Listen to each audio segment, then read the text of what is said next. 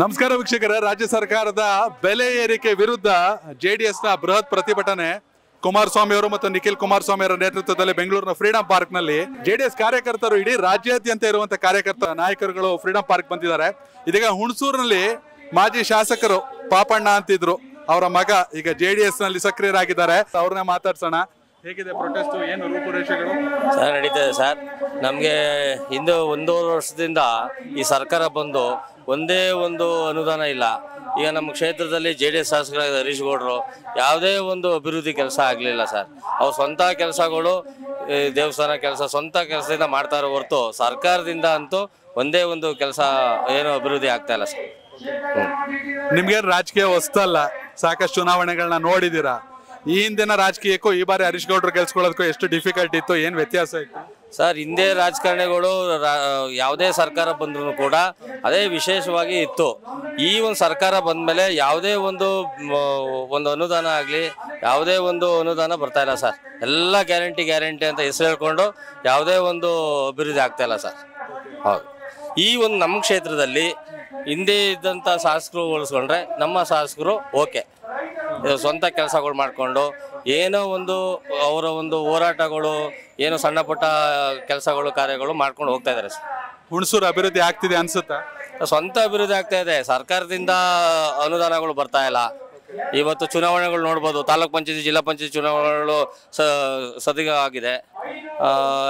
4 ವರ್ಷ ಆಯಿತು ಚುನಾವಣೆ ಬಂದಿಲ್ಲ. ಆಮೇಲೆ ಸೊಸೈಟಿಗಳು, ಡೈರಿಗಳು ಎಲ್ಲ ಕೂಡ ಚುನಾವಣೆ ನಡೆದಿಲ್ಲ. ಎಲ್ಲ 2 ವರ್ಷ 3 ವರ್ಷ ಆಗಿದೆ.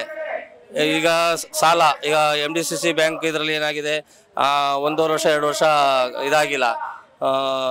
ಅಲ್ಲಿ ಲೋನ್ ಕೂಡ ಸಿಗ್ತಾ ಇಲ್ಲ, ರೈತರಿಗೆ ಲೋನ್ ಸಿಗ್ತಾ ಇಲ್ಲ. ಆ ರೀತಿಯಲ್ಲಿ ಈಗ ನಮ್ಮ MDCC ಬ್ಯಾಂಕ್ ಅಧ್ಯಕ್ಷ ಆಗಿದ್ರು ಹರೀಶ್ ಗೌಡರು. ಎಲ್ಲ ಸೊಸೈಟಿಗಳು ಕೂಡ 1 ಕೋಟಿ 50 ಲಕ್ಷ 1.5 ಕೋಟಿ ಎಲ್ಲ ಸಾಲವನ್ನು ಕೊಡ್ತಾ ಇದ್ರು. ಈಗ ಯಾವುದೇ ಒಂದು ಅದನ್ನ ತಟಸ್ಥ ಆಗಿದೆ, ಬಹಳ ತೊಂದರೆ ಆಗಿದೆ ಸರ್. ನಿಮ್ದು ಯಾವಾಗ ರಾಜಕೀಯ ಎಂಟ್ರಿ? ಅದೇ ಈ ಸರ್ಕಾರ ನೋಡಿ 4 ವರ್ಷ ಆಯಿತು, ನಮಗೆ ಯಾವುದೋ ಒಂದು ಇದಾಗ್ತಾ ಇಲ್ಲ. 4 ವರ್ಷ ಆಯಿತು, ಇನ್ನೂ ಚುನಾವಣೆಗಳು ತಾಲೂಕ್ ಪಂಚಾಯತ್, ಜಿಲ್ಲಾ ಪಂಚಾಯತ್ ನಡೆದಿಲ್ಲ ಸರ್. ಇಡೀ ರಾಜ್ಯದಲ್ಲಿ ಬಿಜೆಪಿ JDS ಮೈತ್ರಿ, ಆದ್ರೆ ಪ್ರೊಟೆಸ್ಟ್ ವಿಚಾರದಲ್ಲಿ ಮಾತ್ರ ಯಾಕೆ ಸಪರೇಟು? ಇಲ್ಲ, ಈ ಒಂದು ಪ್ರೊಟೆಸ್ಟ್ ನಮ್ಮ ಒಂದು JDS ಇಂದ ನಾವು ಕರೆದಿದ್ರು, JDS ಇಂದ ಬಂದಿದ್ವಿ ಸರ್. Thank you sir. ನಿಮ್ಮ ಹೆಸರು? ಸುರೇಂದ್ರ ಅಂತ. ಒಟ್ಟಾರೆ ಈ ಒಂದು ಪ್ರೊಟೆಸ್ಟ್ ಮೂಲಕ 2028 ಚುನಾವಣೆಗೆ ರಣಕಳ್ಳೇನ ಹೆಂಗೆ? ಹೌದು ಸರ್, ಖಂಡಿತ. ಯಾಕೆಂದ್ರೆ ಈ ಭ್ರಷ್ಟ ಸರ್ಕಾರ ಫಸ್ಟ್ BJP ಗೌರ್ಮೆಂಟ್ ಇದ್ದಾಗ 40% ಅಂತ ಹೇಳ್ತಾ ಇದ್ರು. ಆದ್ರೆ ಇವರು 60% ಅವ್ರನ್ನ ಮೀರಿಸ್ಬಿಟ್ಟವ್ರೆ ಕಾಂಗ್ರೆಸ್ ಸರ್ಕಾರ. ಯಾವುದೇ ಅನುದಾನಗಳಂತೂ ₹1 ಕೊಡ್ತಾ ಇಲ್ಲ. ನಮ್ಮ ಶಾಸಕರು ಸ್ವಂತ ದುಡ್ಡಿಂದ ಕೆಲಸಗಳು ಮಾಡಿಸ್ತಾ ಇದ್ದಾರೆ.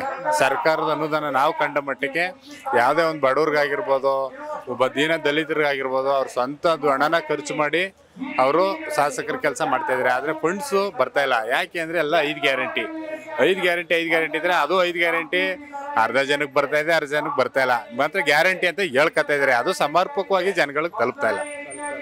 ಕುಮಾರಸ್ವಾಮಿ ಅವರು ಕೇಂದ್ರ ಸಚಿವರಾದ್ಮೇಲೆ ಎಷ್ಟು ಶಕ್ತಿ ಬಂದಿದೆ ಪಕ್ಷಕ್ಕೆ? ಸರ್ ಖಂಡಿತ ಶಕ್ತಿ ಬಂದಿದೆ. ಎಕ್ಸಾಂಪಲ್ ನಮ್ಮ ಹುಣಸೂರು ಟೊಬಾಕೋ, ಅದು ಮೇನ್ ಇಂಪಾರ್ಟೆಂಟ್ ಕ್ರಾಪ್.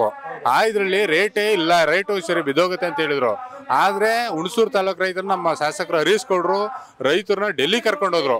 ಯಾಕೆ ಕರ್ಕೋದ್ರು? ಕುಮಾರಸ್ವಾಮಿ ಅವರು ಅಲ್ಲಿ ಇರೋದ್ರಿಂದ ಒಳ್ಳೆ ರೇಟು, ಒಳ್ಳೆ ಬೆಲೆ ಕೊಡಿಸಿದ್ರು.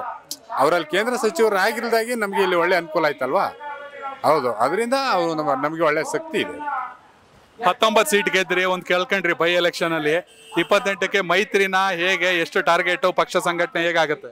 ಸರ್ ಅದು ನಾವ್ ಹೇಳಕ್ಕಾಗಲ್ಲ. ಮೇಲ್ಮಟ್ಟದಲ್ಲಿ ಏನ್ ತೀರ್ಮಾನ ಆಗುತ್ತೆ ಅದು ಅದ್ರ ಮೇಲೆ ನಮ್ ಡಿಪೆಂಡ್. ಈಗ ನಾವ್ ಹೇಳಿದಾಗ ಅವ್ರು ಕೇಳ್ತಾರ. ಮೇಲ್ಮಟ್ಟದಲ್ಲಿ ಏನಾಗುತ್ತೆ, ಹೈಕಮಾಂಡ್ ಎಲ್ಲ ಏನ್ ಡಿಸಿಷನ್ ತಗೋತಾರೆ ಅದ್ರ ಬಗ್ಗೆ ನಾವು ಇದು ಮಾಡ್ಕೊಂಡು. ಹುಣಸೂರು ಸಂಘಟನೆ ಜೋರಾಗಿದೆಯಾ? ಚೆನ್ನಾಗಿದೆ ಸರ್, ತೊಂದರೆ ಇಲ್ಲ. Thank you. ನಿಮ್ಮ ಹೆಸರು? ಸರ್ ಪ್ರಭು ಅಂತ, ಮಾಜಿ ತಾಲೂಕ್ ಪಂಚಾಯತಿ ಅಧ್ಯಕ್ಷರು. ಹೇಗಿದೆ ಸರ್ ರಾಜಕೀಯ ಸ್ಥಳೀಯ ಮಟ್ಟದ? ಸರ್ ಸ್ಥಳೀಯರು ಎಲ್ಲರೂ ಅದನ್ನೇ ಕಾಯ್ತಾ ಇದ್ದಾರೆ. ಈಗ ಏನು ಬಡವರು ಪಾಪ ಜನಗಳು ಎಲ್ಲರೂ ಏನು ನಂಬಿಕೆಯಿಂದ ಇವರ ಗ್ಯಾರಂಟಿಗಳಿಂದ ಓಟ್ ಹಾಕಿದ್ರು ಇದಕ್ಕೆ ವಾಪಸ್ ಅವ್ರಿಗೆ ರಿಸಲ್ಟ್ ಕೊಡೋಕ್ಕೋಸ್ಕರ ಅವರೇ ತಾಲೂಕ್ ಪಂಚಾಯತಿ ಜಿಲ್ಲಾ ಪಂಚಾಯತಿ ಕಾಯ್ತಾ ಇದ್ದಾರೆ ಜನಗಳನ್ನೇ. ಇವ್ರಿಗೆ ಕಾಂಗ್ರೆಸ್ ಅವ್ರಿಗೆ ಬುದ್ಧಿ ಕಲಿಸ್ತೀವಿ ಈ ಸಲ ಬರಲಿ ಅಂತ. ಬಟ್ ಇವ್ರಿಗೆ ಅದು ಗೊತ್ತಾಗಿದೆ, ಇವರು ಯಾವಾಗ ಫೇಲ್ಯೂರ್ ಆದ್ರು 5 ಗ್ಯಾರಂಟಿಲಿ ಆಮೇಲೆ ಏನು ಅಭಿವೃದ್ಧಿ ಸೋತ್ ಬಿಡ್ತೀವಿ ಅಂತ ಡಿಲೇ ಮಾಡ್ತಾವ್ರ. ಖಂಡಿತವಾಗ್ಲೂ ಅವ್ರಿಗೆ ಭಯ ಬಂದಿರೋದ್ರಿಂದಾನೇ ಜಿಲ್ಲಾ ಪಂಚಾಯತಿ ಆಗ್ಲಿ ಮತ್ತೆ ತಾಲೂಕ್ ಪಂಚಾಯತಿ ಆಗ್ಲಿ ಆಮೇಲೆ ಮಾಮೂಲಿ ಸೊಸೈಟಿ ಎಲೆಕ್ಷನ್ಸ್ ಆಗಲಿ ಎಲ್ಲ ಅದರಲ್ಲೂ ಕೈ ಇಕ್ತಾ ಇದ್ದಾರೆ. ಆದಷ್ಟು ಬೇಗ 5 ವರ್ಷ ಮುಗಿಸ್ಬಿಡೋಣ, ಹೆಂಗಾರು ಮಾಡ್ಕೊಳ್ಳಿ, ಜನ ಏನಾರಾಗ್ಲಿ ಅಂತ. ಆದ್ರೆ ಜನಗಳು ಇವಾಗ ಅವ್ರಿಗೆ ಆಗಿರೋ ಅನ್ಯಾಯದಿಂದ ಏನ್ ಮಾಡ್ತಾ ಇದ್ದಾರೆ, ನಿಮ್ಮ ಮಾತೇ ನಾವು ಕೇಳ್ಬೇಕಾಗಿತ್ತು ಅಂದ್ಬಿಟ್ಟು ನಮ್ಮಂತ ಕಾರ್ಯಕರ್ತರ ಹತ್ರ ಬಂದು ಹೇಳ್ಕೊಂತಾರೆ. ಆದ್ರೆ ನಾವು ಅವ್ರನ್ನ ಕೈ ಬಿಡಕ್ಕಾಗುತ್ತಾ? ಜನಗಳನ್ನ ಪಾಪ ಕೈ ಬಿಡಕ್ಕಾಗುತ್ತಾ? ಅದಕ್ಕೆ ಸ್ವಲ್ಪ ದಿನ ಕಾಯಿರಿ, ಮುಂದೆ ಆದ್ರೂ ನೀವು ನೋಡಿ ಗುರುತಿಸಿ ಕೆಲಸ ಮಾಡೋಂಥವ್ರಿಗೆ ಓಟ್ ಹಾಕಿ ಅಂತ ನಾವು ಅವ್ರಿಗೆ ಎಲ್ಲರಿಗೂ ವಿಷಯಗಳನ್ನ ತಿಳಿಸಿದ್ದೇವೆ. ಅವ್ರು ರೆಡಿ ಇದ್ದಾರೆ. ಇವರು ಬರೀ ಒಂದೇ ಒಂದು ಯಾವ್ದಾದ್ರು ಒಂದು ಎಲೆಕ್ಷನ್ ಮಾಡಿದ್ರೆ ಇವ್ರ ಯೋಗ್ಯತೆ ಏನು ಅಂತ ಈ ಕಾಂಗ್ರೆಸ್ ಅವ್ರಿಗೆ ಗೊತ್ತಾಗ್ತದೆ. ಎಲ್ಲ ಜನಗಳು ಕಾಯ್ತಾ ಇದ್ದಾರೆ, ಎಲ್ಲ ಕಾಯ್ತಾ ಕೂತಿದ್ದಾರೆ. ಇವರು ಎಲೆಕ್ಷನ್ ಮಾಡ್ತಾ ಇಲ್ಲ. ಖಂಡಿತ ಮುಂದಿನ ದಿನಗಳಲ್ಲಿ ನಮ್ಮ JDS ಅವರು ನಮ್ಮ BJP ಅವರು ಎಲ್ಲ ಸೇರ್ಕೊಂಡು ಒಂದು ಒಳ್ಳೆ ರಿಸಲ್ಟ್ ಕೊಡ್ತಾರೆ, ಜನಗಳೇ ತರ್ತಾರೆ. ಖಂಡಿತ 150 ಸೀಟ್ ಮೇಲಂತೂ 100% ಬಂದೇ ಬರ್ತದೆ. ನಾವು ಸರ್ಕಾರ ನಡೆಸ್ತೀವಿ, ಆವಾಗ ಜನಗಳಿಗೆ ನೆಮ್ಮದಿ ಕೊಟ್ಟೇ ಕೊಡ್ತೀವಿ ಅಂತ ನಾವು ಈ ಟೈಮಲ್ಲಿ ಭರವಸೆ ಕೊಡ್ತಾ ಇದ್ದೀವಿ ಸರ್. Thank you sir. Connect Karnataka, ಇದು ನಿಮ್ಮ ನೆಟ್ವರ್ಕ್.